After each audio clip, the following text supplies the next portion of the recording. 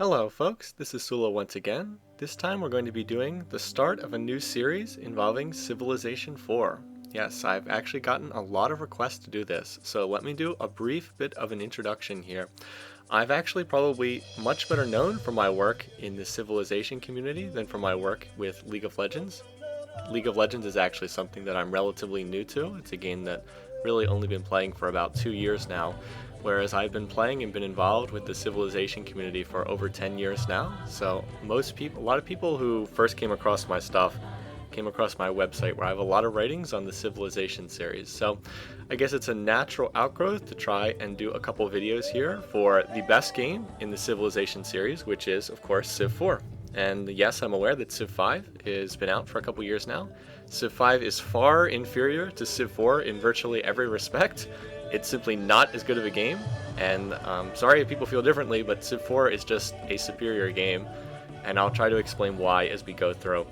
Now, one other thing I do have to mention before I get started. This is something that will inevitably come up as I go through and do a video series for Civ 4. I did work on Civ 4 prior to its release. The company that develops the Civilization series for Axis Games did hire me in the summer of 2005.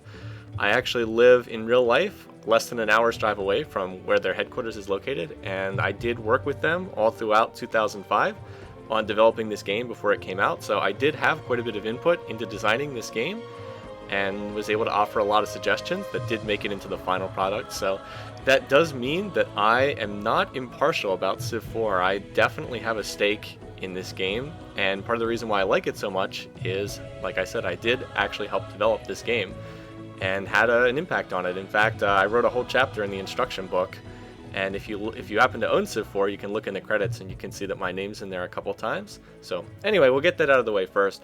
So let's dive in and start a game here. So we'll go with single player. By the way, there's tons of options in this. We actually do a lot of multiplayer for Civ 5 as well, but we're going to be doing a single player game here. So there's a number of different things you can do here. The basic way to start a game is to click play now, and then you can select your map and your leader and so on and so forth. I'm going to go into the more advanced option, which is custom game. This is how you can grab a lot more options for setting up the game. You can also do a scenario. This is you can do a scenario game or a custom scenario. That's where you can get into modding the game, but we're going to go with the base game here. I'm going to start by playing one of the stronger civs here.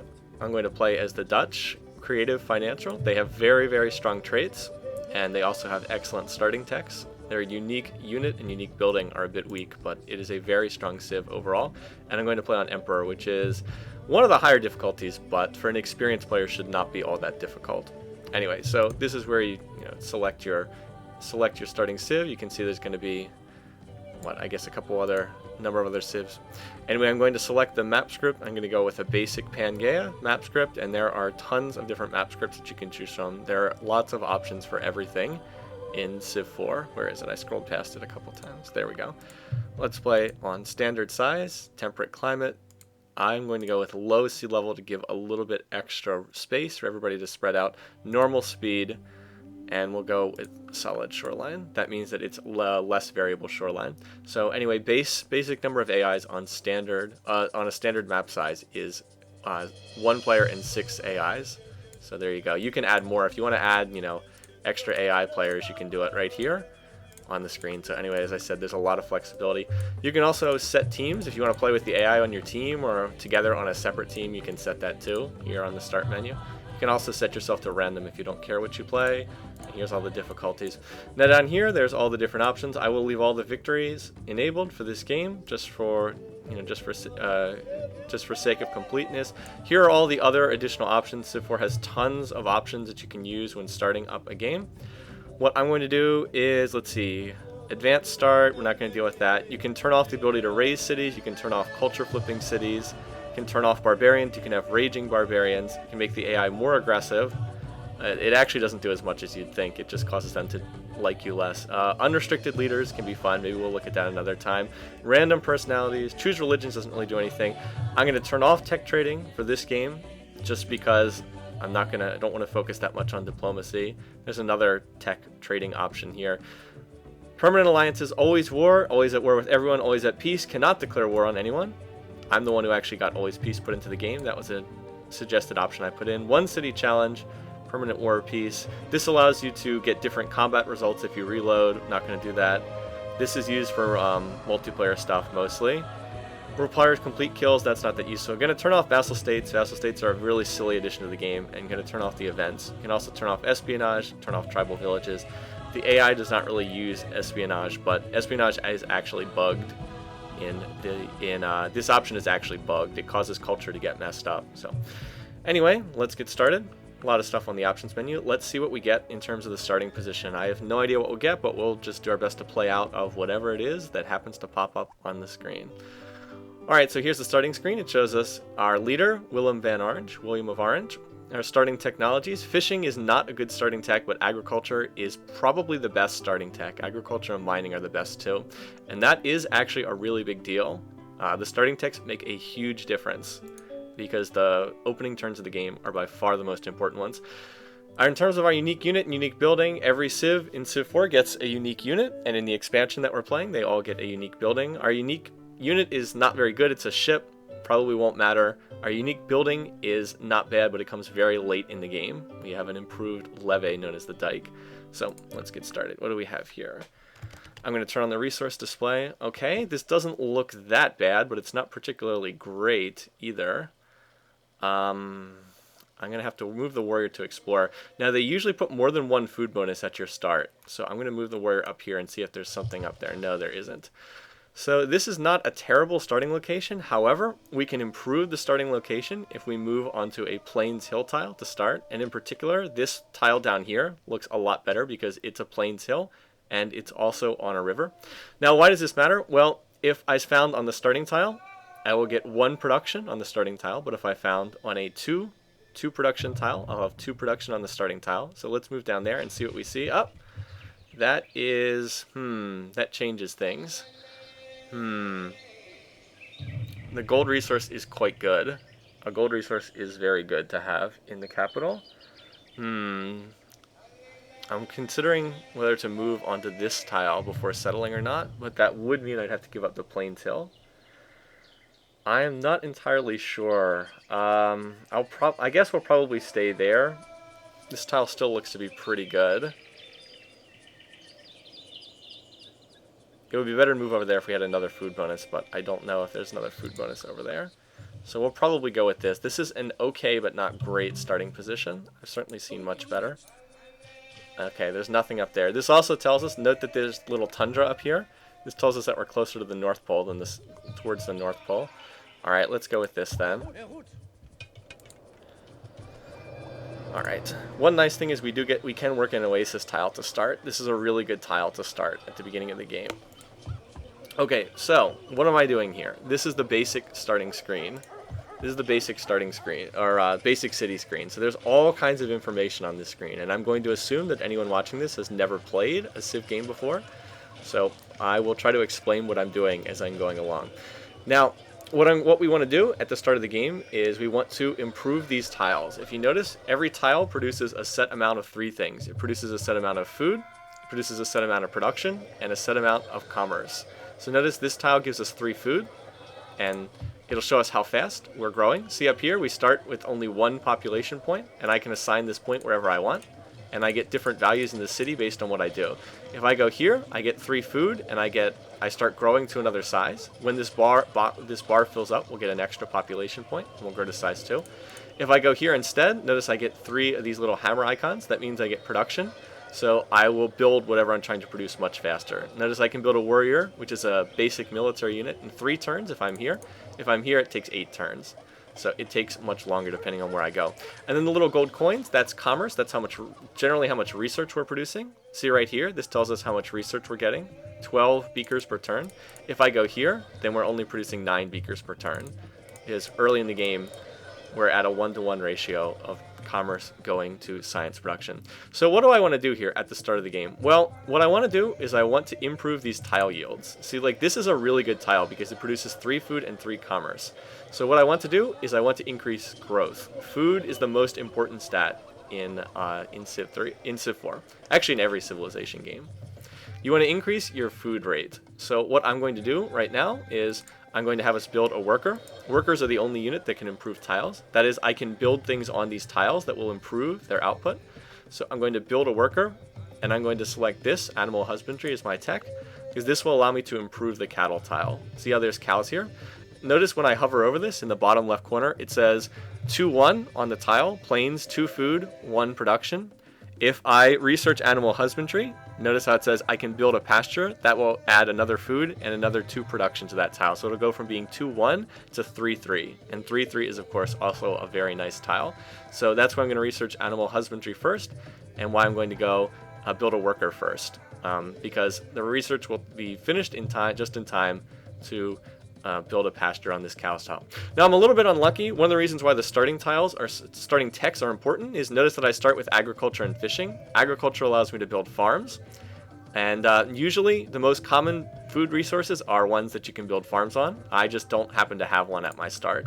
So in terms of tech path, I'm probably going to go animal husbandry and then mining, because I want to be able to mine these hills, and then I'll likely go to bronze working after that. So the next couple turns will be fast. We're just going to be exploring while my capital builds the worker. Now again, you don't have to go worker first, but it is the best economic policy, so we're going to go that way. And one final thing, notice how important the 2 hammer start here on the plains hill is. That means I get 2 production on this tile instead of 1. So when I build the worker, I get 3 food. That's 3 food coming from this tile, and then I get 2 production coming from this tile. If I wasn't on this hill, if I was on a normal tile, it would be 3 plus 1. And so instead of taking 12 turns, it would take 15 turns. So that's why the plains hills are such important tiles. You almost always want to found on a plains hill if you can.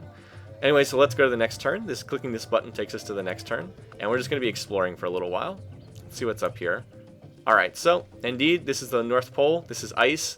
Ice is really bad. You don't want to be up here. The only thing we have 1 food bonus. We have a deer tile up here, but the rest of this is tundra and ice. This is bad land. We don't want to go here. I'm going to try to explore in a circle around my capital for the most part using this warrior. Now barbarians will start to pop up eventually, but for the first couple turns they don't show up until around turn 10 or so. Alright, we got a border. Oh wow, look at this. I've got gold and stone both right outside my borders. That's quite interesting. So, if there's a food bonus over here to the left in the fog, that tile might have been a really good one to found on. Anyway, we'll find out as we explore more. Yeah, so culture expands your borders. Over here you can see the culture rate in the city. I have 12 culture. I'm getting 4 per turn, and the borders will expand again at 100 culture. So that's not bad. I will have the gold in my border at the 100 culture expansion. I will not have the stone in my border, though. I'll have to found another city if I want to use that. Anyway, I'm not seeing too much. The scouting has not been that useful so far. I want to see food bonuses, and I'm not finding them. This is a luxury resource, but we won't need that for a while yet. Oh, we met somebody. We met Joao of Portugal. Unfortunately, he's going to take that hut. So we do not want to declare war, so I'll be peace in our time later. Unfortunately, he's going to take this hut right before I can get it, which is a bit of a downer, but nothing to be done about that. He's going to get it. Oh, wow, actually another scout of his took it. Okay, he must not be too far away. Notice that we're both on the same tile. In Civ 3 and Civ 5, you can't have units of different civs on the same tile. They're both a little silly that way, but in Civ 4, as long as you're not at war, you can have as many different units from different civs on the same tile. Okay, wow, he is very close. Wow, that's his capital right there. Okay. Interesting, we'll have to keep that in mind.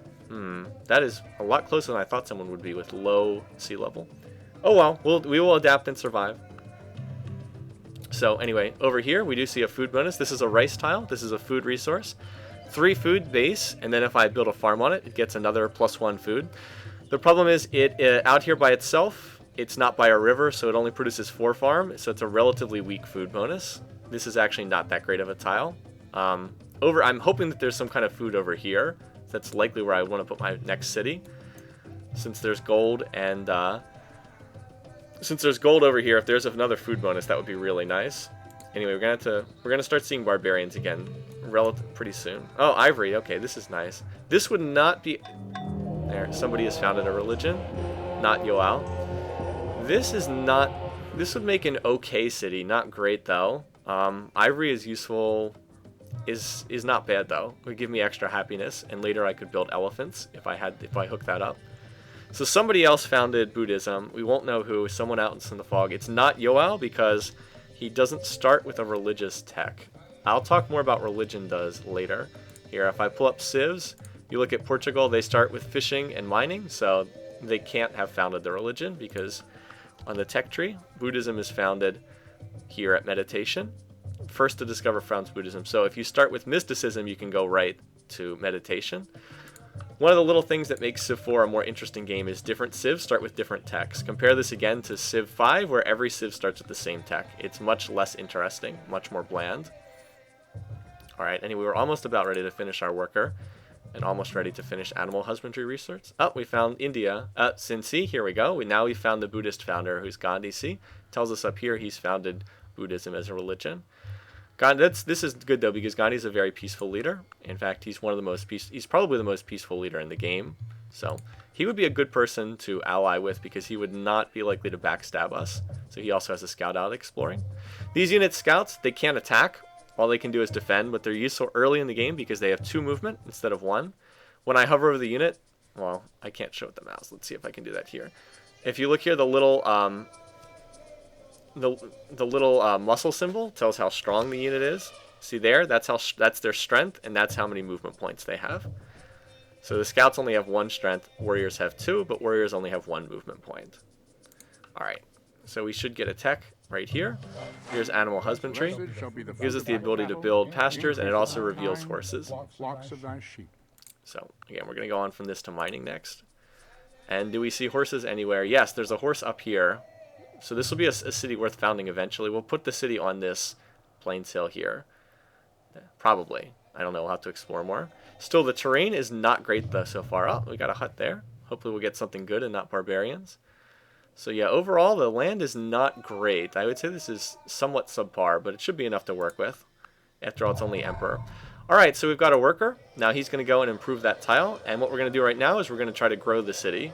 We don't want to be sitting at size 1. You want more population. So we're going to build a warrior. Not because we really need a warrior, but because we want to grow the city. We don't want to be sitting at size 1. 47 gold. Okay, an average result from the hut. Where now we have a little gold in the bank. That really doesn't do that much for us early in the game, but it's better than getting nothing. Alright. Oh, we met somebody else. We met Pakal. Here he is. So we've now met Pakal, and there's not a whole lot to do with him right now. Oh yeah, I forgot. I need to set my espionage level. I probably want to put the most points into Yoao because he is the closest to me. It's a little bit silly. Oh, we met somebody else. We just met France. Louis the 14th. Okay. So we've met quite a few people so far. The AI on higher difficulty levels gets free scouts. So they'll be running around and they'll find you pretty quickly. By the way, notice that we're last in score again. Higher difficulty. Alright, so what I'm going to do is I'm going to start building pasture on these cows. Again, extra food, extra production will take 4 turns. And notice it'll also give us extra health. I'll talk more about health and happiness as the cities grow in size. Anyway, what I'm trying to do is I'm basically, like I said, just exploring in a circle around my capital because I want to see what resources are out there. And that'll allow me to think about what I want to do next in terms of expansion later. So the AI is just moving its scouts around. The AI won't declare war on you early in the game. It's specifically programmed not to be aggressive early on. It will after about the first 30 or 40 turns, but very early on, they won't attack you. Oh, and now barbarians have arrived. So there's barbarian animals out there. Notice that we've ran into a group of wolves and won our first combat with them. We're a little bit unlucky. It took more damage than we should have. So let's check out what happened. Here's the event. You can always check the event log here. All the stuff that we've done so far. Founded a city. Buddhism founded a different land. In a distant land. Animal husbandry. The hut result. And there's the combat result. So let's see what actually happened here. Let's see. The wolf had 0% odds to hit our warrior because it was 1 strength against 3.2. And look how unlucky we got. We only had to hit the wolf 3 times, but it hit us 4 times before we actually killed it. So that was actually quite unlucky. We probably should have only gotten hit 1 time, if that. So now warrior's injured, and now we're going to have to... Now he's going to have to go back to heal up. What I'm going to do is I'm going to send this guy back into my capital because he'll heal faster inside my borders. And he should be safe to walk back into my territory. So that's a little bit unlucky. Notice he also got a point of experience. for winning combat in this game, units do get experience. I'm also a little bit surprised that one of those AI scouts didn't run into that wolf. Okay, so notice what's happened now. A worker spent 4 turns improving this pasture. Now the tile's improved. So what I can do is I now have my choice. I can work this oasis tile, which is 3 food and 3 commerce, or I can work this cow tile, 3 food, 3 production. I'm going to switch over to that because early in the game, commerce is not that important. Food is the number 1 thing early in the game, and production would be number 2. So notice what happens. I keep growing at the same rate, but over here, the warrior's production goes way, way up. It finishes in 2 turns now, as opposed to finishing in 4. So that's a pretty big difference. Let's see. The other thing I'm going to do, let's see. I have to think about what I want to do next. Yeah, okay. I'm trying to think. The worker, I think I'm gonna have the worker mine these hills next. The other thing I can do is I can farm one of these floodplains tiles to get a 4 food tile. Actually, no, I should do that. I should need to get a 4 food tile. Because I don't, because these, yeah, let's see, I get 3 food here, 4, 5, yeah, that'll get me enough food. So I need more food. I'm gonna farm this floodplains tile next, or no, I'll farm this one. This one's closer to my capital. It's a little bit safer. Okay, I'm sorry. I was just thinking out loud what I want to do that next here, and then I'll mine the hills after that. Again, the first and most important thing to do is to get your food up. By the way, all the tech quotes are read by Leonard Nimoy in this game, which is kind of neat. So what does this do? Basically, it allows us to build a mine, but it also leads to bronze working. And bronze working is the key early game tech. It's expensive early in the game, but it is very, very useful. Opens up all sorts of things. It allows you to build axemen, which are the strongest early game unit. It allows you to cut down forests, which is huge. We'll get to forest chopping later. It also reveals copper, which is, again, a very important early game resource. And it also enables slavery as a civic, which we'll get to later on. So all of that is really useful. So now we have the ability to, now that I can construct mines, but I'm not going to do that right now. Like I said, it's more important to increase your food than to increase your production in the early game. So if I farm one of these tiles, it'll go from being 3-1 to being 4-1, and that actually will make a pretty big difference early in the game. So anyway, there we go. Our first unit, warrior, is finished, and it really doesn't matter which one you click on here. Very well then. We're going to build another warrior because we don't want to build a settler or worker at such low size. So I'm going to send this guy out to explore. This guy's going to go here and farm. It should take, oh wow, 7 turns. Yeah, that's a bit of a shame. It only takes 5 turns normally to farm, but it takes longer because we're on a floodplains tile here. But there's nothing to be done. We have to farm this tile. It's that or build a mine, and I'm not going to be working a mine early in the game. Anyway, this guy's in our borders. Let's have him heal up. It'll take less time because he's in our borders. Units heal faster inside your own borders. Units heal slower in enemy territory. So you actually can get units called medics that allow you to heal faster in enemy territory. So anyway. Oh wow, we met somebody else. German, Bismarck. Here's Bismarck as well. 1, 2, 3, 4, 5. So there's only one leader we haven't met yet. Anyway, nice to see you, Bismarck. See, by the way, if you hover over them, it does tell you what their traits are. He's expansive, industrious. Anyway, Germany is not one of the stronger civs in the early game. Oh wow, look at this. This scout's already killed something because notice the little star. That means it has a promotion.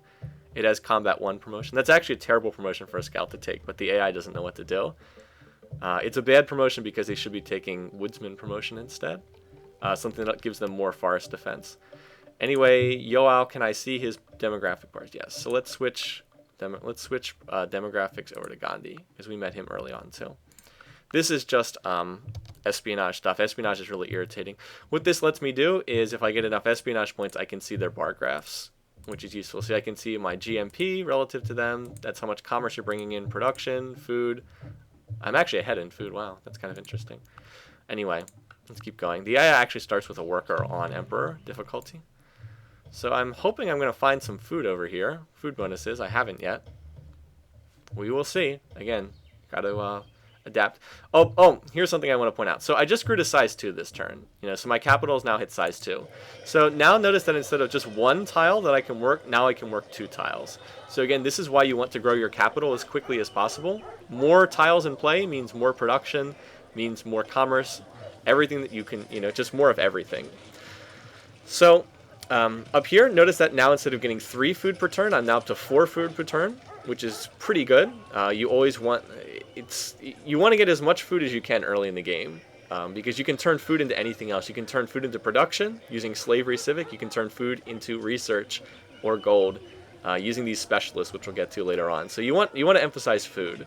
So now I'm getting 4 food per turn as opposed to getting 3 food per turn. So now I will grow faster. Now it only takes 6 turns. It took 8 turns to grow at first. Now it only takes 6 turns.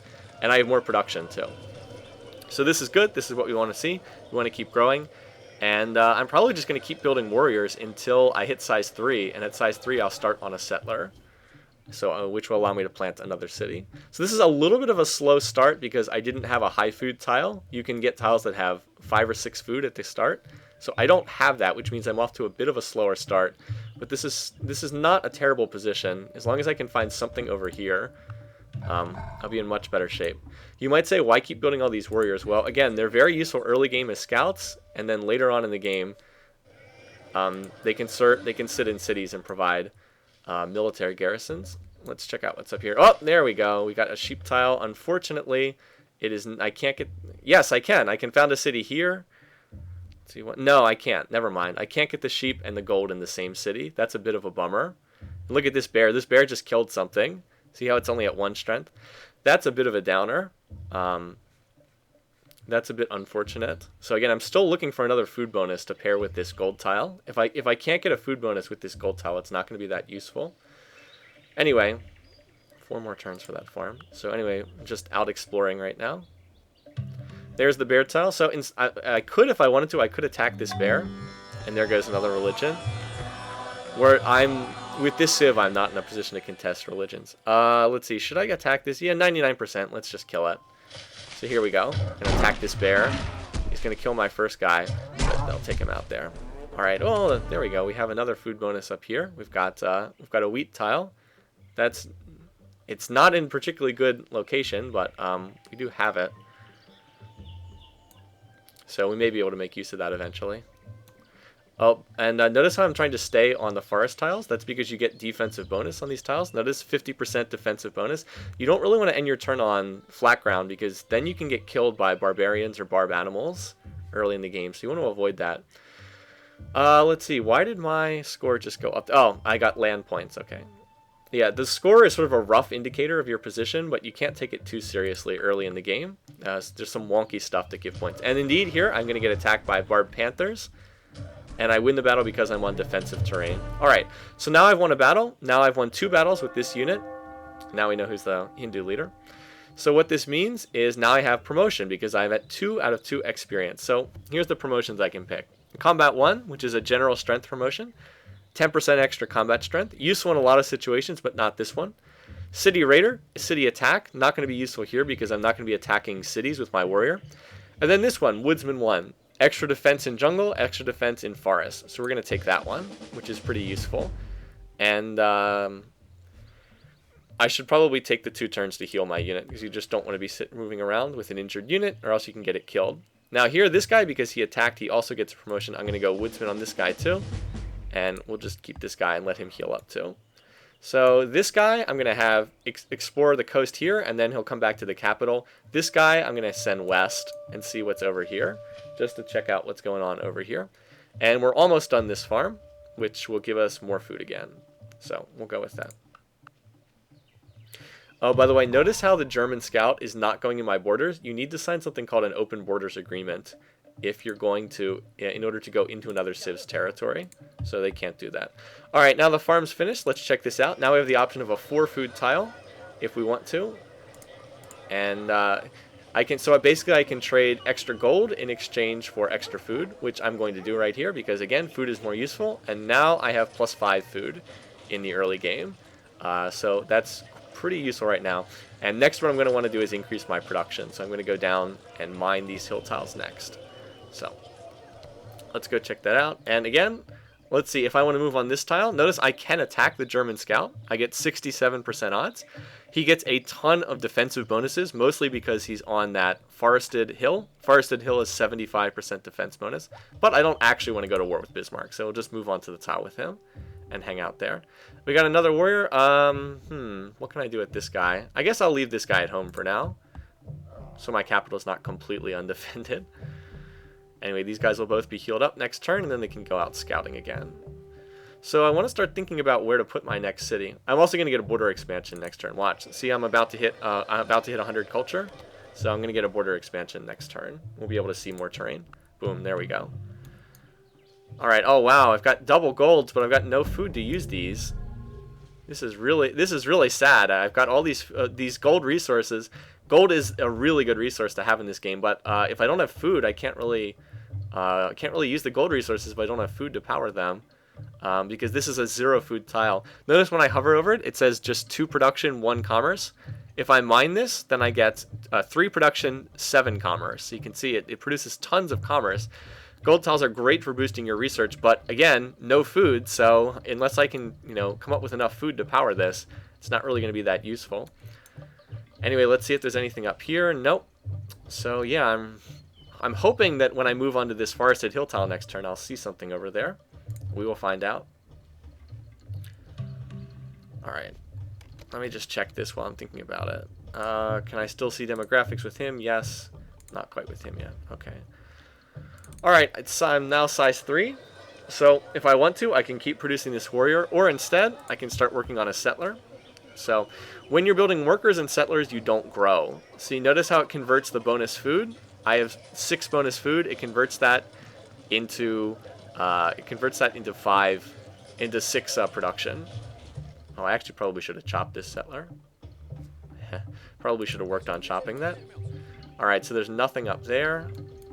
And no, we just have a big desert to the west. That's not good at all. Wow, this is not looking too good. Again, I can't really use these resources if I don't have food. I'd have to build a ton of, maybe if I build a ton of farms. The best spot for another city actually looks like it's up here, making use of this sheep tile, and also making use of these river tiles would be my guess.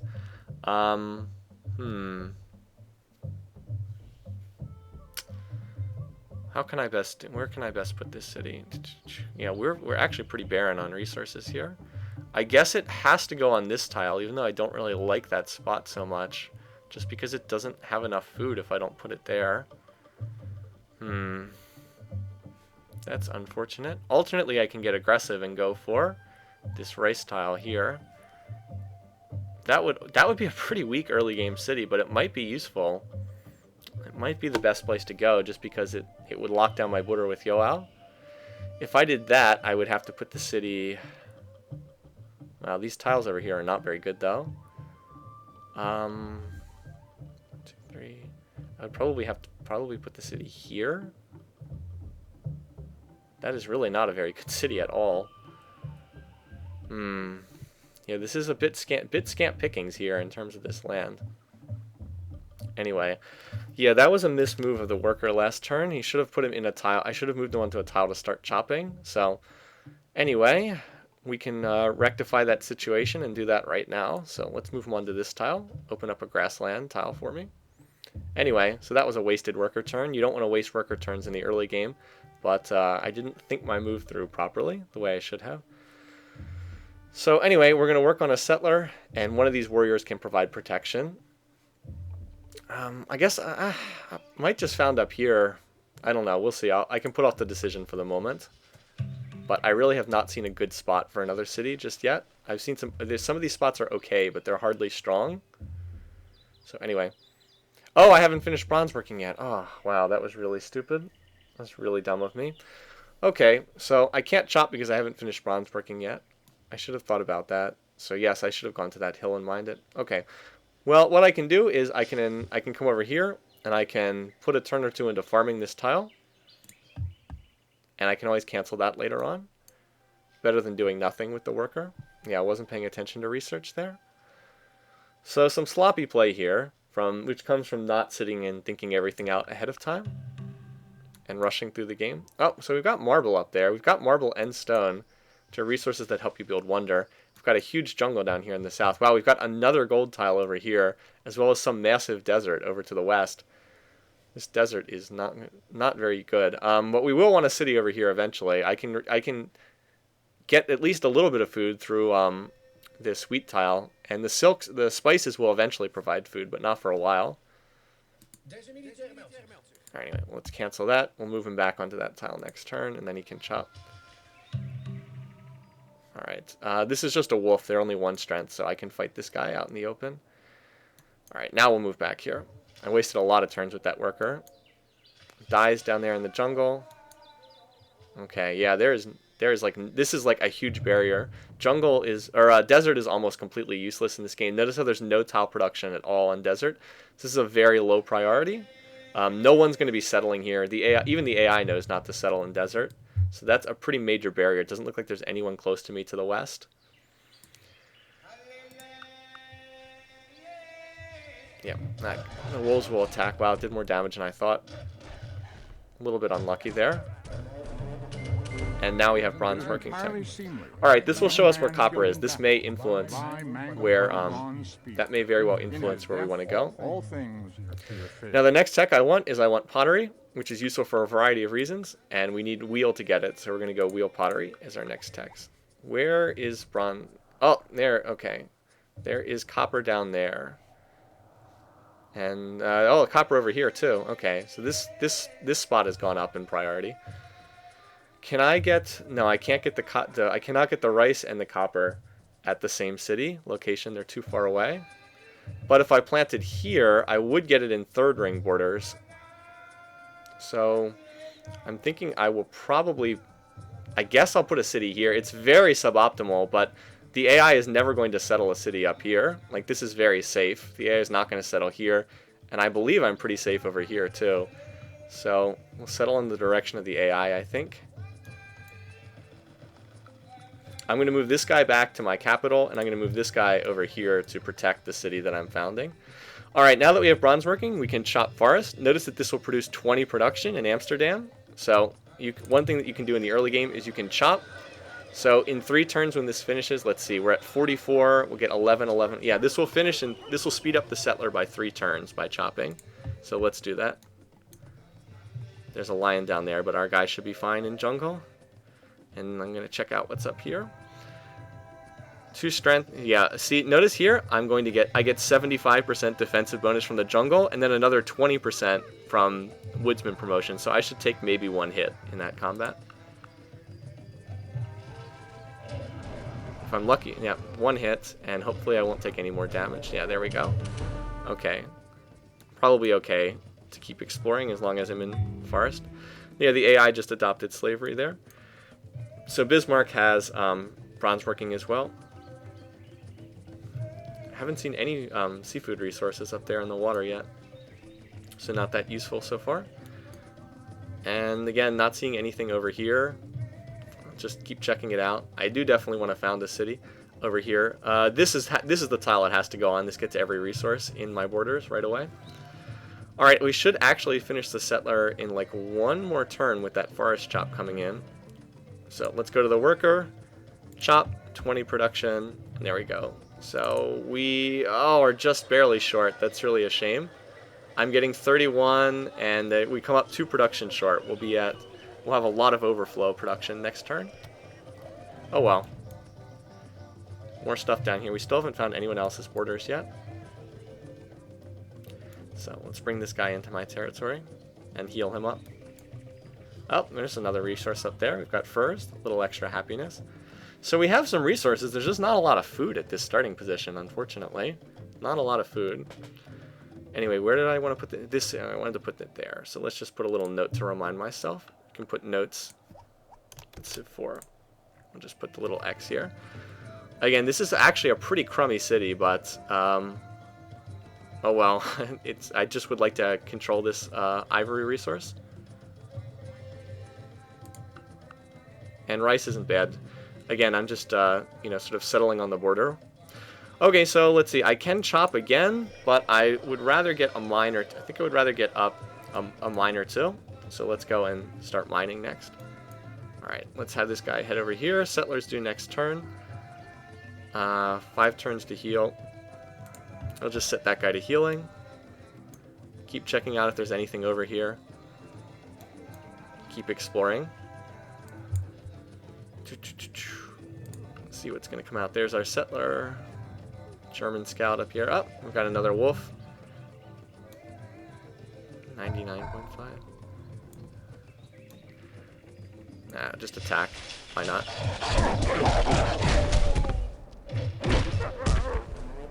Let's see what's up there. Still not finding that much. Alright, so we want to move this guy over here. Let's do it. Now that raises the question of what to build next. How many warriors do I have? I'm still not paying any unit supply costs, so I'll go ahead and keep building them. I see no reason not to. I can. These warriors are very useful. I'm going to need 2 to defend, and then I can just use the other 3 to explore, and I'll bring them back. So yeah, more warriors. Building a lot of warriors early in the game is not a big deal. They're quite useful for a number of different things. Alright, so now we're going to mine. And again, notice what happens. And if I mine, the base production of this tile is 1 food, 1 production, and the 1 commerce is because it's on a river. Anything that's next to a river gets one commerce. If I build a mine, it goes to, I add +2 production, so it'll be a 1-3 tile. 1 food, 3 production. And right now I'm working all of the highest food tiles because I want to grow ASAP. Oh, and this is actually an excellent turn to pull my first civic swap. So we're going to swap into slavery. What slavery does is you can convert population into production, and it is the most important civic in Civ 4. It's basically mandatory. When you play this game, you pretty much have to run slavery in the early stages of the game. This is your government system in Civ 4. Each of these get unlocked by techs, different techs, and they do different things. I'll try to highlight them as we go through the game, but slavery is integral to playing Civ 4. So we're going to do a revolution, 1 turn of anarchy. Usually the best time to revolt is when you produce your first settler and when it's moving to its city location. That's sort of the standard time that you revolt to slavery. Because notice my worker is still working. Just because we're in anarchy, that means that the settler doesn't stop moving to his site. So we're wasting less of a turn of production. So here we go. Over here at the X. Government is reestablished. Let's just protect this. I don't want to get hit by some random barb animal. Oh, there's another wolf. Hopefully I'll get a promotion off that. See what's over here. Oh, there's some more ivory. I gotta turn the resource indicator back on. So there's this land to the south. It's pretty green. I'm just not seeing any food.